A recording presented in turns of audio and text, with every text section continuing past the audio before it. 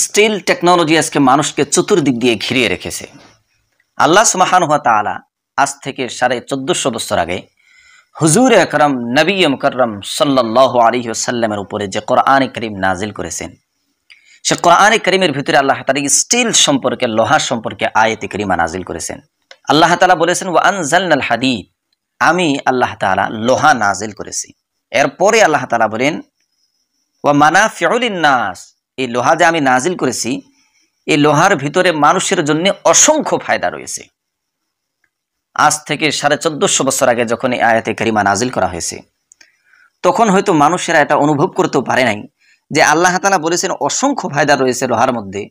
কিন্তু আমরা তো দেখতেছি এই লোহার মধ্যে ফায়দা বলতে, এই লোহা দিয়ে কুড়াল বানানো হয়, হাতুর বানানো হয়, যুদ্ধের কমিজ বানানো হয়, তলবার বানানো হয়, চাকু বানানো হয়।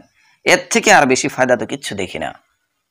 কিন্তু আজকে যদি আপনারা দেখেন, আল্লাহ তাআলা যে বলেছেন 1450 বছর আগে যে মানাফিউ লিন-নাস, এর মধ্যে মানুষের জন্য অসংখ্য ফায়দা রয়েছে। আজকে আল্লাহ তাআলার এই কোরআনের আয়াতে কারিমার ব্যাখ্যা খুব সহজে বোঝা যায়। স্টিল টেকনোলজি আজকে কত তরক্কি করেছে। কোন জিনিসের মধ্যে স্টিল ব্যবহার না হয়, কোন জিনিসের মধ্যে লোহা ব্যবহার না হয়। সাইকেল, বাইক, কার, ট্রেন, প্লেন ইত্যাদি যত ধরনের বড় বড় জিনিস আপনারা দেখতেছেন, সব জিনিসের মধ্যে লোহা ব্যবহার করা হয়েছে। আর এর মধ্যে মানুষের কত ফায়দা।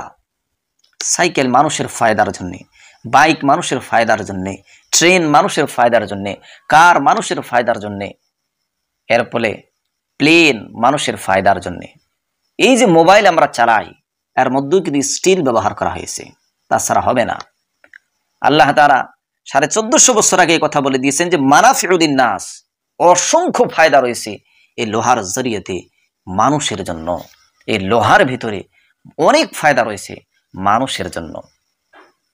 আল্লাহ সুবহানাহু ওয়া তাআলা লোহা নাজিল করেছেন। কোরআনে কারীমে সূরা হাদিদ নামক একটি সূরা রয়েছে।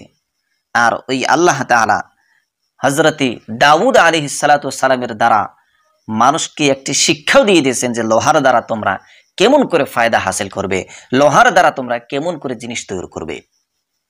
আল্লাহ সুবহানাহু ওয়া তাআলা সূরাতুস সাবার ভিতরে এই আয়াতে কারিমা নাজিল করেছেন। আল্লাহ তাআলা বলেন, ওয়া আলান্না লাহুল হাদিদ, আল্লাহ সুবহানাহু ওয়া তাআলা বলেছেন যে আমি দাউদ আলাইহিস সালাতু ওয়াস সালামের জন্য লোহাকে নরম করে দিয়েছিলাম। কিতাবের ভিতরে পাওয়া যায় হযরতে দাউদ আলাইহিস সালাতু ওয়াস সালাম যখন লোহা হাতের ভিতরে নিয়ে চাপা দিতেন, লোহা পানির মতো গলে গলে পড়ে যেত। এরপরে দাউদ আলাইহিস সালাতু ওয়াস সালাম সেটাকে আকার দিয়ে যুদ্ধের জিনিস তৈরি করতেন। আল্লাহ সুবহানাহু ওয়া তাআলা হযরত দাউদ আলাইহিস সালাতু ওয়াস সালামকে এটি একটা আলাদা ধরনের মুজিজা দান করেছিলেন যে তিনার জন্য আল্লাহ তাআলা লোহাকে নরম বানিয়ে দিয়েছিলেন।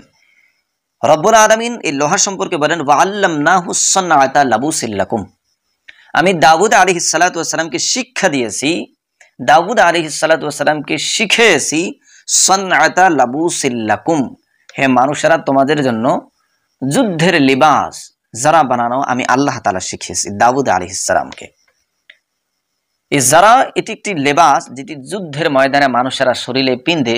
আজকের জামানায় যদি সহজে বুঝতে চান যে বুলেট প্রুফ জ্যাকেট যেরকম মানুষেরা গায়ে দিলে গুলি লাগে না, তেমন জিহাদের ময়দানে যুদ্ধের সময় মানুষেরা তলবার দিয়ে আঘাত করত, সে আঘাত থেকে বাঁচার জন্য এক ধরনের কামিজ মানুষেরা গায়ে দিত, যেটাকে বলা হয় যারা। আল্লাহ তাআলা বলেন সেটি আমি দাউদ আলাইহিস সালাতু ওয়াস সালামকে শিক্ষা দিয়েছি, শিখিয়েছি যে লোহার দ্বারা কেমন করে সেই জিনিসটি তৈরি করতে হয়।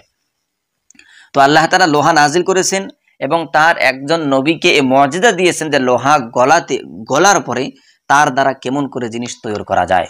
আজকের স্টিল টেকনোলজি তাই করে, লোহাকে গলাইয়া পানি করে এরপরে রং বেরঙের আকার দিয়ে জিনিস তৈরি করে। আল্লাহ সুবহানাহু ওয়া তাআলা মানুষের ফায়দার জন্য এই লোহা নাজিল করেছেন, কিন্তু এরপরেও মানুষেরা আল্লাহ তাআলার শুকরিয়া আদায় করে না। আল্লাহ তাআলা যে লোহা নাজিল করেছেন আমাদের ফায়দার জন্য, যাতে মানুষেরা আল্লাহ তাআলার শুকরিয়া আদায় করে। আজকে বাইক আমরা চালাই, কার আমরা চালাই, ট্রেনে আমরা সফর করি, প্লেনে আমরা সফর করি, কিন্তু যেই আল্লাহ তাআলা লোহা নাজিল করেছেন, স্টিল নাজিল করেছেন, ওই আল্লাহ তাআলার বিষয়ে একটা মিনিটও চিন্তা ভাবনা করলাম না যে আল্লাহ তাআলা যদি লোহা নাজিল না করতো, লোহা কি কোনো ফ্যাক্টরিতে তৈরি হয়? কোনো ফ্যাক্টরিতে তৈরি হয় না।